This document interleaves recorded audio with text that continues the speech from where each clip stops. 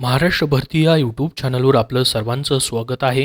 मृद व जलसंधारण विभागामार्फत परमनंट सरळ सेवेची जलसंधारण अधिकारी स्थापत्य गट ब ची मित्रांनो जाहिरात प्रसिद्ध झालेली आहे. यामध्ये टोटल 670 रिक्त पदांची ही जाहिरात आलेली आहे.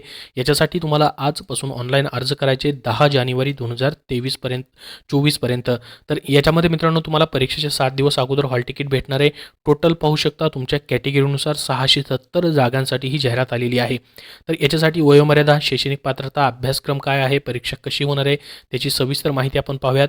तुमचं वय मित्रांनो खुल्या प्रयोगासाठी 18 ते 40 वर्ष असेल, 38 आहे, परंतु या ठिकाणी खाली 2 वर्ष अजून सूट याच्यामध्ये असेल.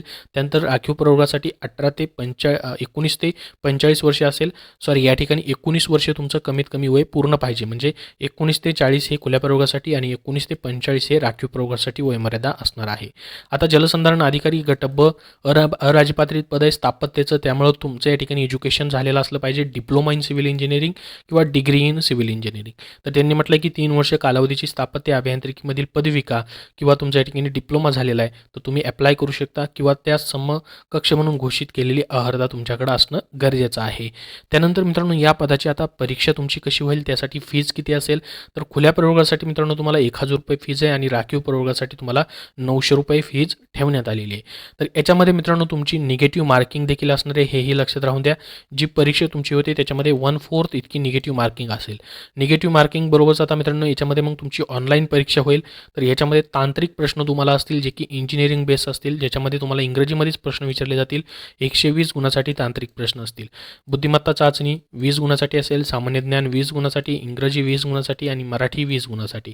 तर 200 गुणांची 100 प्रश्नांची 120 मिनिटासाठी तुमची ही परीक्षा जी आहे ती कंडक्ट केली जाईल. याच्यामध्ये आता तुमची जसं की सिव्हिल इंजिनिअरिंग आहे तर त्याच्यामध्ये मग तुमचा सिलेबस काय असेल, टेक्निकल क्वेश्चन कुठल्या याच्यावरती टॉपिक्सवरती तुम्हाला विचारले जातील त्याची ही माहिती त्यांनी या जाहिरातीमध्ये दिलेली आहे. याची लिंक तुम्हाला डिस्क्रिप्शन बॉक्समध्ये आहे. तर बघा, सिव्हिल इंजिनिअरिंग डिप्लोमा लेवलचे तुम्हाला तांत्रिक प्रश्न असतील. याच्यामध्ये जसं की engineering mechanics, strength of materials, theory of structure, steel structure, design of reinforced concrete structure, त्यानंतर कॉन्क्रीट टेक्नॉलॉजी, त्यानंतर geo technological engineering, construction materials, surveying, building planning आणि कन्स्ट्रक्शन, फ्युल मेकॅनिक्स, त्यानंतर water resource engineering, highway engineering, bridge engineering, estimating, costing आणि evaluation, environmental engineering, soil and water conservation, structure and techniques, public health engineering, construction planning and management. याच्यावरती तुम्हाला 60 प्रश्न 120 मार्काला असतील. त्यानंतर बाकीचे विषय देखील इंग्लिश आहे. इंग्लिशमध्ये जसं की similar word, opposite word, common vocabulary, sentence structure, grammar, use of आयडम्स and phrases आणि या ठिकाणी पॅसेज हे प्रश्न असतील. मराठीमध्ये देखील सेम तेच पद्धतीचं व्याकरण वगैरे असेल. सामान्य ज्ञानमध्ये तुम्हाला इंग्रजी व मराठी दोन्ही भाषेत प्रश्न असतील.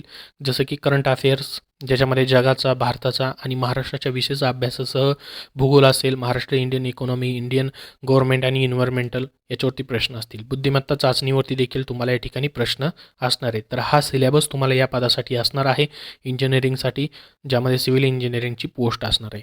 तर याबद्दल अजून काय प्रश्न असतील तर कमेंटमध्ये विचारा. हा व्हिडिओ नक्की लाईक करा, चॅनलला सबस्क्राईब करून ठेवा. धन्यवाद.